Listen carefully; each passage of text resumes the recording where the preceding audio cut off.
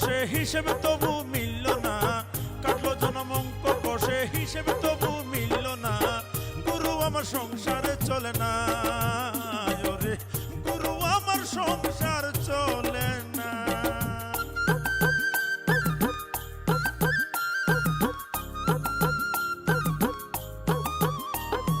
জামা দে না গায়ে ছিঁড়ে যাওয়ার ভয়, জুতো জোড়াও দে না পায়ে হয়ে যাবে ক্ষয়, ছাতাখানা যদি মেলে ধরতাম রোদ বৃষ্টি হলে, দুদিনেও টিকতো না তো কেউ তো বুঝে না, গুরু আমার সংসার চলে না, গুরু গুরু আমার সংসার চলে না।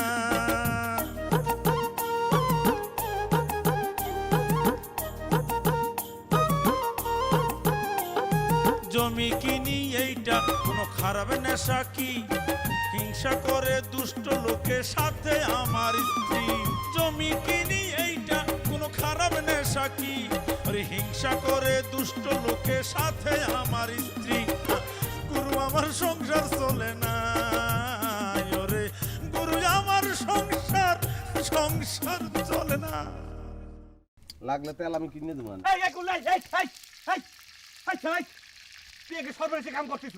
তোরা নাকি সব ধোয়া তুলসী পাতা, আর যত দোষ সব নাকি আমার ঘরে ভূপেনের, আবার তুই আইসু কি করতে?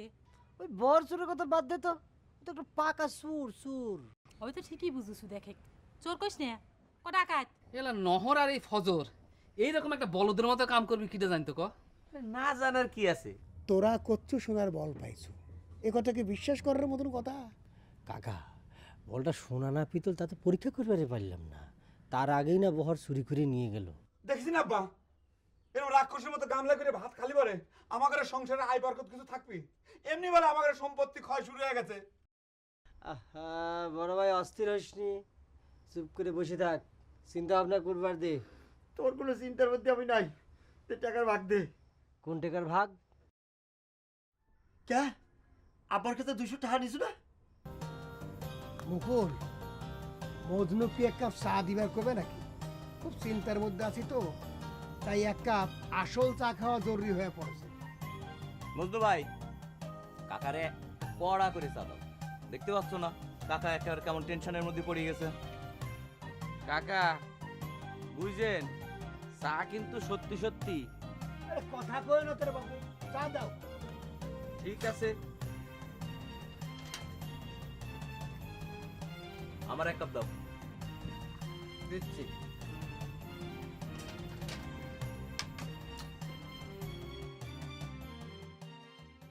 জয় জগানন্দন কোটি বাটি বন্ধন, পয়সা নাই তার করব কি? এই ছাড়া সেরা কাউ করে। আচ্ছা ঠিক আছে গুল্লা, তুই কবে যাবো? কই যাব? কই যাবি সেটা তো আমি জানি না, আমাকে বাড়ি ছেড়ে তুই কবে যাবি সেটা ক। মামু বাড়ি কবে আমু কবে জামু এটা তোর টাকা লাগবে। হ্যাঁ ক লাগবি, আমার তো একটা হিসেব আছে। আমার বাপের বরাতের ডিম তুই কতদিন ধরে ধ্বংস করবি সেটা কবি না? বুঝছ আমরা, তোর মাথায় আসলে কোনো গিলু নাই। এবারে কারো বরাতের জিনিস কেউ খাইতে পারে? ও ডিম মামুর বরাতেই আছিল না, ও আমার বরাতে লেহা আছিল। আর জোর করিয়ে খাইলে তো এটা আমার পেট খারাপ হইতো, আমার তো হজম হয়ে গেছে। আচ্ছা ঠিক আছে, বুঝলাম মানলাম যে তুই বরাতের ডিমই খাইছু, কিন্তু এখন ক তুই কয়দিন আর আমাদের বাড়ি থাকবি? কয়দিন মনে কর ঠিক নাই। এই ঠিক নাই মানে? মামা বাড়ি কেউ কি ভাতুরের মতো সারা জীবন পড়ে থাকে নাকি রে? সেইরকম আমি চিন্তা করতে আছি, মনে কর যদি ভালো লাগিয়ে যায় তাই জীবনটা এখানে কাটাই দিলে ঠিক হয়। সেক্ষেত্রে মনে কর তোকে যে ঘর আছে আর তার দখল করা যাবে না। মনে কর এই কথা, একটা ঘর তুললাম, আমার উড়ান থাকবে ওই পাশে, এই দিকটা পেছনে বড় গাছটা কাটিয়ে হলাই একটা লেফটিন দিলাম, বাস। এই ঘর তুললাম ল্যাফটিন তুললাম মানে কি রে? এই তোর মতলবটা কি রে? না না, মতলব আইনের মধ্যে আছে, বেআইনি কিছু না। আর মায়ের যে অংশ এই বাড়িতে হ্যাঁ তো কোনো শুরু হয় না। মায়ের মরণের কালে মরে কইয়ে গেছিল, বোঝো না, হ্যাঁ তো বাপের সম্পত্তি, মায়া আছে না। এই খারাপ, তুই কার সম্পত্তির ভাগ নিবি নাইছু রে? আমার আব্বার সম্পত্তি। ফিরে ফিরে ডিম আর ভাত খায় তোর ডিবে বাইরে গেছে, তাই না? তোর ডিবে তোকে আমি চাইনি না ছিলিছি।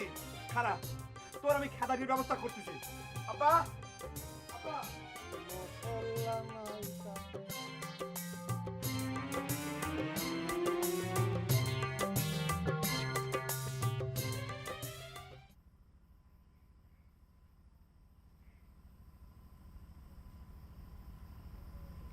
বাবা কি হয়েছে তোমার?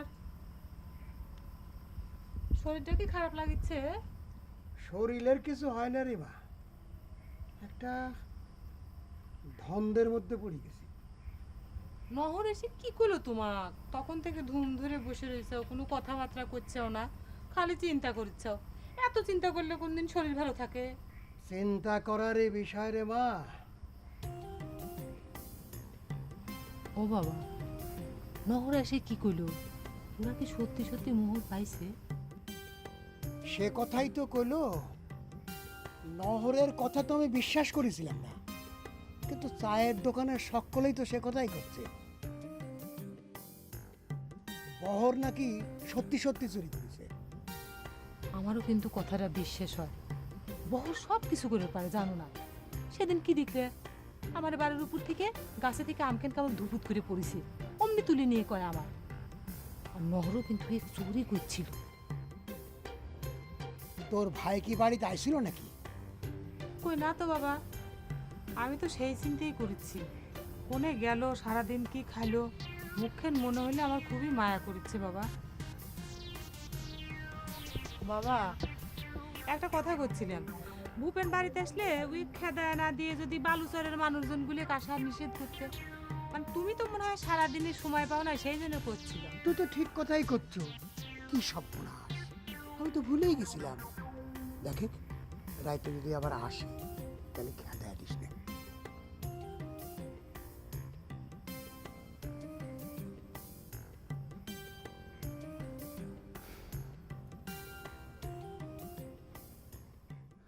চিন্তা করে দেখেন আব্বা, ষড়যন্ত্রের জাল কত দূর পর্যন্ত গড়াইছে। সম্পত্তির পর পর্যন্ত নজর চলে আইছে। আমি আর কিছু চিন্তা করবে পারতেছি না রে বহর। আব্বা, আপনার কোনো কিছু চিন্তা করার দরকার নাই। আপনি খালি আমার উপর দায়িত্ব ছাড়ি দেন, আপনি খালি অর্ডারটা দিয়ে দেন।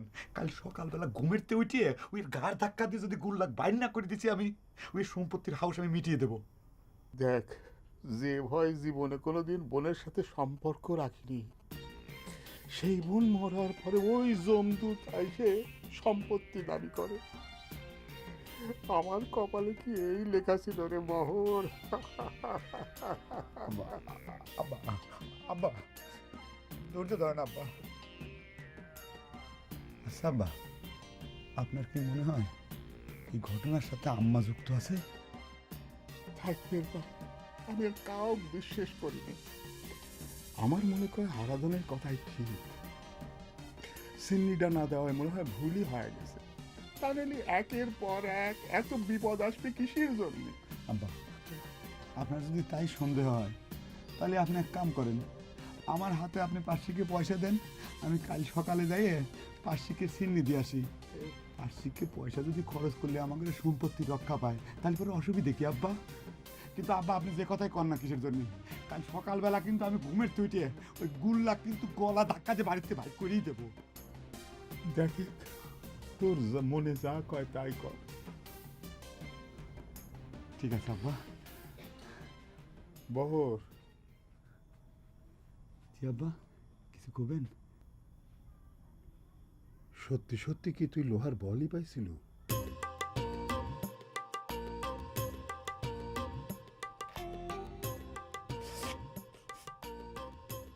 আমার শেষ পর্যন্ত আপনি আমাকে সন্দেহ করলেন।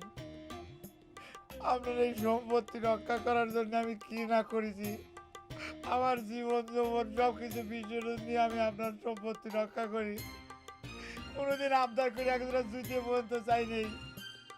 এই যে 4 বছরের পুরিনা জিরা গেঞ্জি খাইতে তাই গেঞ্জি জিরে বগল বাইরে যায়, তাও কই নিজে একটা নতুন গেঞ্জি কিনে দেন। আর আপনি আমাকে সন্দেহ করলেন আব্বা। না রে বাবু, তোকে অবিশ্বাস করতেছি রে। মানুষের ভুল হইবার পারে নে।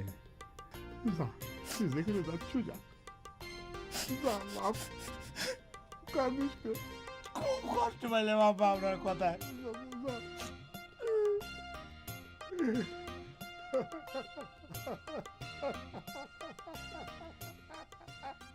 একটা কথা হইলো, বলপূর্বক দুইটা স্যামরারে অনশনের মধ্যে আছে নে দরকার।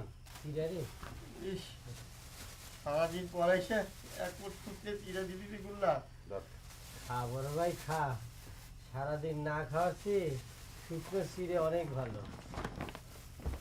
এগুলা এই তুই যে আমাকে শাস্তি দিল রে, সারাদিন পরে চিড়িয়াখানা বাই করলি না। বেটা সারা দিন আমি টেনশনের মধ্যে আসছিলাম যে তোকে কিরম করে খাওয়াবো।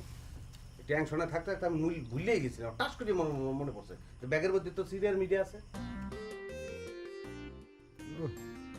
কি বললা? নজর আলীর ডিমের তরকারি বলে সাবার করে দিয়েছি। তোর বেটা হেটা তো গেছে দুপুরবেলা, রাইতে তো ডাল দিয়েই মারা লাগবে। রাইতে রক্তকে আপসাক মারিস রে গোল্লা।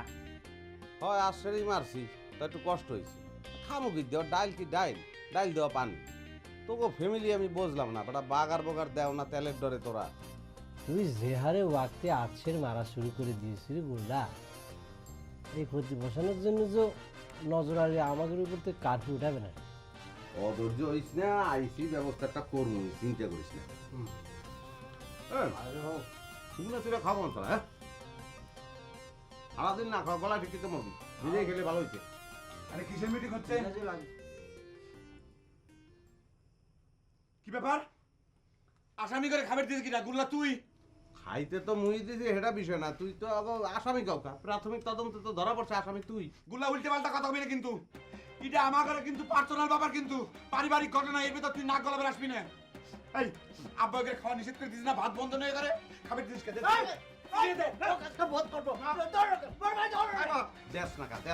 বড় ভাই তুই দেখতিস ও কিন্তু আমার সাথে গালাগালি করে কথা কইলো, এর পরিণাম যে কি ভয়াবহ অভিনয়।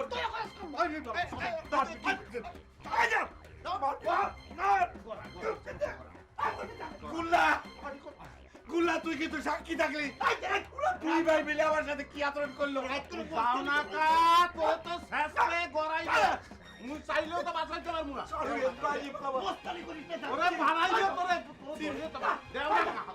এর পরিণাম তুই হাতে নাতে পাবি। নহন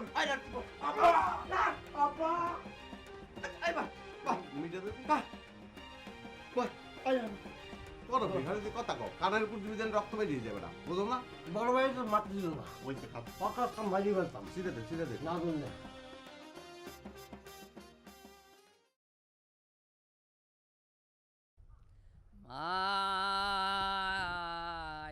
আমার সাধনা মিটিল, আশা না পুরিল, সকলে ফুরায়ে যায় মা। গান গাওয়ার মতো এত রস এখনো মনে আছে ভূপেনদা? রস তো সবসময় থাকে রে, কিন্তু রসটা মিষ্টি না তিতে সেইটা হচ্ছে কথা। বুঝলাম, তোমার মনের মধ্যে তিতে রস জাগিছে। নতুন করে আর কি রস জাগবি রে রেশমা? বুদ্ধি পড়ার পর থেকেই তো এই তিতে রসের মধ্যেই টইটুম্বুর হয়ে আছে। বাড়িত কি ফিরবে পারছিলে ভূপেনদা? মাথা খারাপ, কিডা পায়ে হাইটে নরকে যায় রে। নরকে মানে? তুমি কি এতই পাপী মানুষ ভূপেনদা? পুণ্যে দিয়ে তার নরক ঠেকতেছে না রে রেশমা। হারাধন দত্ত আমাকে কইছে না যে বধ করবি, তো তার মতো মানুষের হাতে বধ হলি সে যত বড় পুণ্যবান মানুষই হোক, নরকে যা তার ঠেকতেছে না।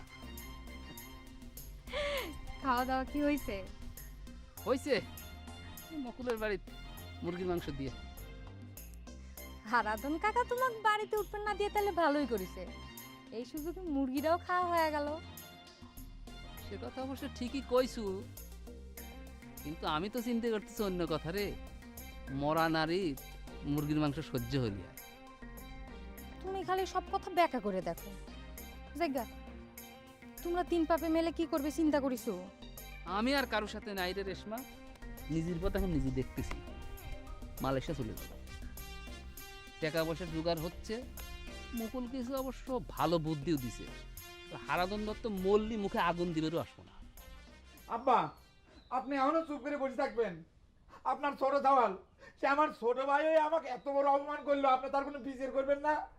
আচ্ছা ভাই ভাই দুটো কথা হইছে, তার জন্য তো বিচার আচারে কি আছে রে? হ্যাঁ তুমি তো তাকে সাপোর্ট করবে, আমি তো তোমার সাওয়াল না, আমি হলাম তোমার শত্রুর। তাহলে আর আমাকে ডাকে নিয়ে আসলো কে? আমাকে শত্রু পক্ষের কাছে বিচার চাই কি কোনো লাভ আছে? তোমার কাছে কিটা বিচার চাইছে? তুমি আমাকে বুকা ভাবিছো তাই না? তুমি বিচার করলে পারে উল্টে তুমি আমাকে দোষী সাব্যস্ত করে দিতে, আমি জানি না মনে করিছাও না। তুই একটু শান্ত হত বহর। জাগের পেটে ভাত নাই, তাগের কথা শুনে তুই অপমান হচ্ছিস কি জন্য আমি তো বুঝতেছি না। তাগরে পেটে ভাত নাই আবার সে কথা সত্যি, কিন্তু তাগরে পেটে তো চিড়ে পড়েছে, এবং সেই চিড়ে খাওয়া ঠেকা বের যাই আমি আক্রমণের শিকার হয়েছিলাম। আপনার ছোট জামাল আমাকে শালা করে গালি দিতে, সে তাই আমাকে মার বিড়াইছিল। আপনার যদি বিশ্বাস না হয় এই গুল্লাই দিঘায় গুল্লাক জিজ্ঞেস করে, গুল্লা ক। আরে তুই থাম, আমি গোল্লাক জিজ্ঞেস করতেছি। এই গোল্লাক কি হয়েছিল রে? কি হলো ক? কি মামু আমার, আমি তো জিনিসটা কিছুই বুঝতে পারতেছি। ঠিক আছে, ইন টোটাল এই জিনিসটা যে কি হয়েছে, ও তো উত্তেজনা হয়েছে, আমার তো দুয়া সমান হইতেছে। কি হয়েছে আমার একটু ভাঙ্গি বলতে তুই। দেখ গুল্লা, তুই বেইমানি করিস না কিন্তু কলাম। ঘটনার সময় কিন্তু তোকে আমি সাক্ষী মানিছিলাম, তুই কিন্তু নহরে ঠেকাইছিলি, তোর মনে পড়তেছে? কি হলো? কিরে গোল্লা, কথা কইস না কে? নহর কি বহর সত্যি মারবার গেছিল?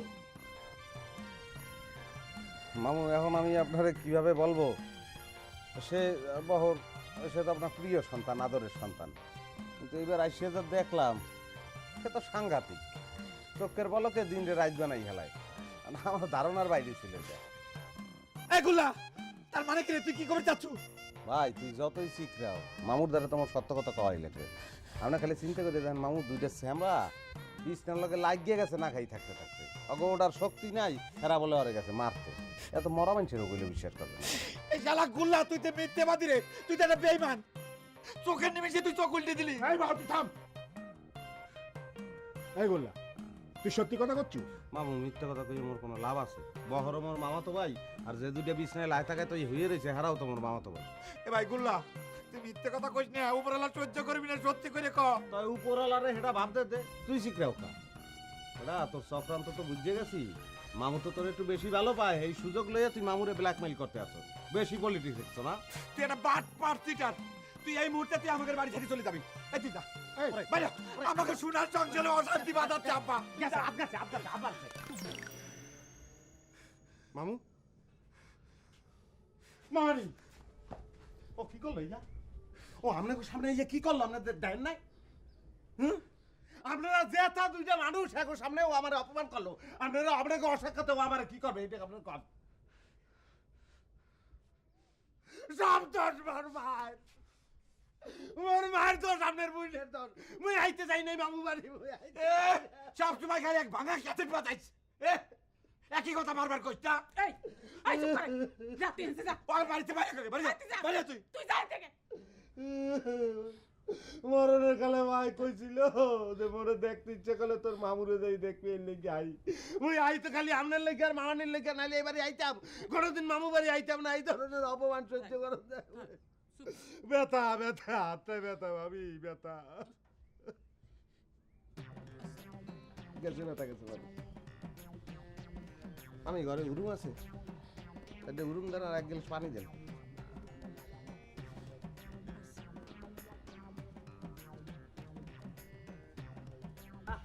জঙ্গলের ভিতরে টানি নিয়ে যাচ্ছে। ভয় পাচ্ছাও কে? আমি কি তোমাকে বধ করবার নিয়ে যাচ্ছি নাকি? ঘটনাটা কি? কি জন্য এই পর্যন্ত টানি নিয়ে আসলেন? কোন গোপন কথা? ওরে ভাই, তোমার ভালোর জন্যেই ফাঁকে ডাকে আনলাম। দাও, দিয়ে দাও, ওরা টাকাটা দিয়ে দাও। কিসের টাকা দেবো? আপনি আমার কাছে কিসের টাকা পান? হ্যাঁ ভগবান, এত তাড়াতাড়ি ভুল হয়ে যায়। তোমার গরুর কাঁধের পোকা খসানোর ওষুধের দাম। আমি তো আপনাকে কইছি দাদা, আমি গরুর চিকিৎসা করাইছি পশু ডাক্তার দিয়ে, টাকা দিয়ে ওষুধ ইনজেকশন খরচ করে তবে গা গরুটা ভালো হয়েছে। আপনাকে আমি কোনো টাকা দিতে পারবো না।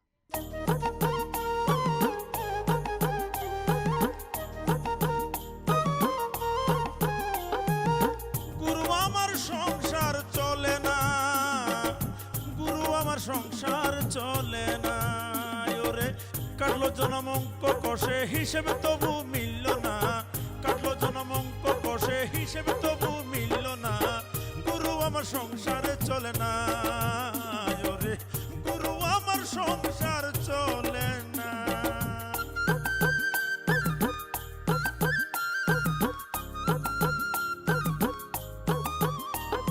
জামা দে না গায়ে ছিঁড়ে যাওয়ার ভয়, জুতো জোড়াও দে না পায়ে হয়ে যাবে ক্ষয়, জামা দে না গায়ে ছিঁড়ে জুতো জোড়া